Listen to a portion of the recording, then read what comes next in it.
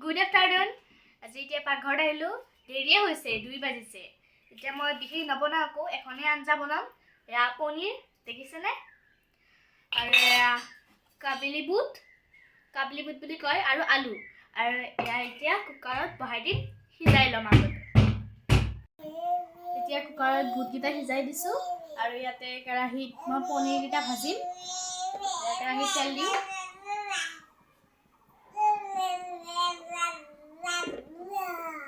আৰু এইখিনি গোটেইখিনি যোগাৰ কৰি ল'লোঁ, পিঁয়াজ নহৰু এইখিনি অকণমান ৰঙচুৱা কৰি ভাজি লওঁ।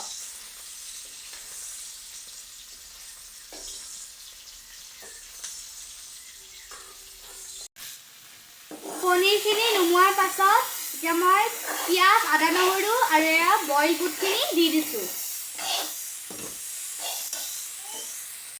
পানী দিলোঁ, এতিয়া আমাৰ আঞ্জা উতলি আছে। আৰু পানী দিয়াখিনি আপোনালোকক দেখুওৱা নহ'ল, কাৰেণ্টটো গুচি গ'ল। আৰু আমাৰতো বিধিক জানে আপোনালোকে, আৰু গমো পাইছে যে ইমান হাল্লা কৰি থাকে নহয়। যদি বাৰান্দাত, ঘৰত, ভিতৰত, পাকঘৰত, বাহিৰা ৰুমত এনেকৈ আৰু বহুত হাল্লা হুলস্থুল কৰে।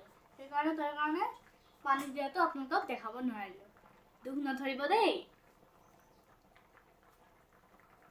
হৈ গ'ল মোৰ আঞ্জা পনীৰৰ।